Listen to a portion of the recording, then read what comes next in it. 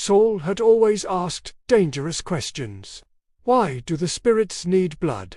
Why does fear rule us? Why can truth not be tested? When Saul was given the chance to travel to the city for study, Nab felt relief. Distance, he hoped, would cure curiosity. Instead, it ignited destiny. In the city, Saul encountered the Scriptures. He heard of the Word made flesh, of Jesus Christ, who spoke and demons fled, who touched and sickness vanished, who died and yet rose again. Saul learned this truth. Light is not equal to darkness. Darkness only survives where light is absent. When Saul believed, fear lost its grip. In a village wrapped in slumber, a single light flickers. It's Myra, her hands clasped not in fear, but in a quiet, hopeful prayer. Just yesterday, her young son, with eyes full of wonder, told her about a man named Jesus. He spoke of love, of a different kind of hope that sparked a fire within her, a fire that defied the village's ancient rites. But secrets are hard to keep. The priests, guardians of the old ways, moved through the streets, their authority casting long, cold shadows. Their ritual chants echoed, a stark contrast to Myra's silent prayer. Suddenly, a heavy knock rattles her door. The priests are here. Myra's heart pounds. She looks at her son, then at the door. The moment has come. Taking a deep breath, she rises. Her fear melts away, replaced by a fierce, protective love.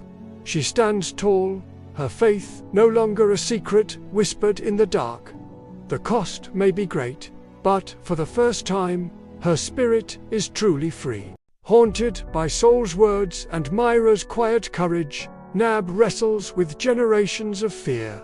As the priests demand loyalty, Nab faces an inner battle.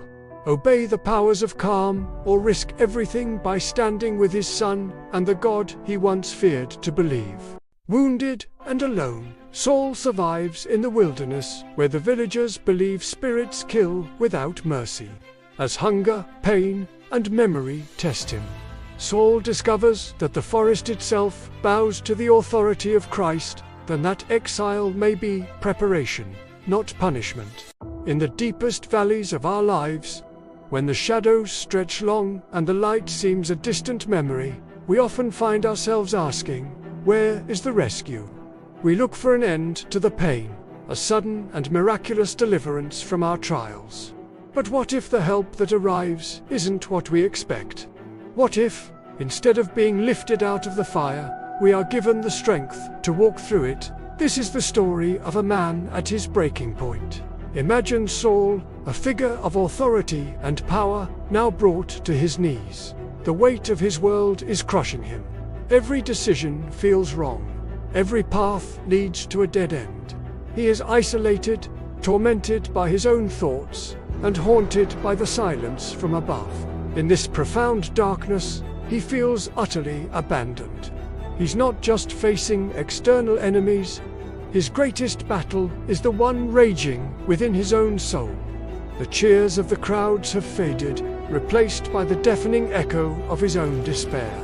He has prayed, he has pleaded, he has waited for a sign, for a voice, for anything to break the suffocating stillness. But nothing comes. The sky remains stubbornly closed.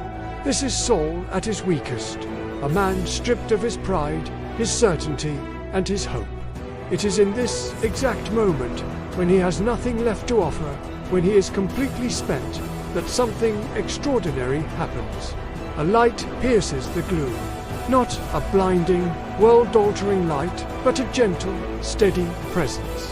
Angelic messengers appear before him, but they don't carry a decree of immediate victory.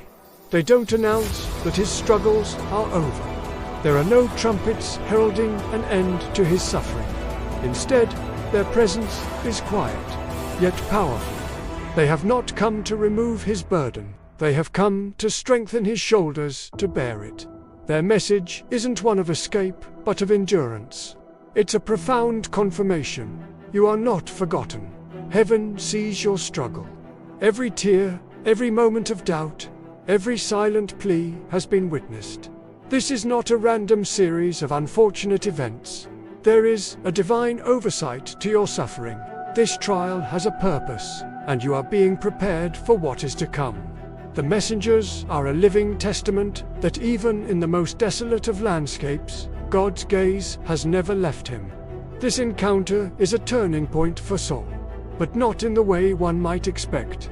His circumstances don't instantly change. The enemies are still at the gate. The internal turmoil still simmers. What has changed is his perspective. He is no longer alone in his fight. He now carries a divine secret, a quiet assurance that his present pain is forging him into the man he needs to be for a future, much greater confrontation. This moment of angelic visitation is not the climax of his story. It is the foreshadowing. It's the deep breath before the plunge. The strength he receives is not for the battles he has already fought, but for the one that is looming on the horizon, a confrontation that will demand more from him than ever before. The messengers have armed him not with a sword, but with divine fortitude. They have reminded him that true strength isn't the absence of weakness, but the ability to persevere despite it, knowing you are being watched over and prepared for a greater destiny. This story reminds us that sometimes the most powerful answer to our prayers isn't deliverance from the storm, but the strength to stand firm within it. It's the quiet whisper in our darkest hour that says, "Hold on, this is not the end. This is just the beginning." Thanks for watching. If this story resonated with you, please like, share, and subscribe for more content that explores the deeper meanings behind these powerful narratives. See you next time.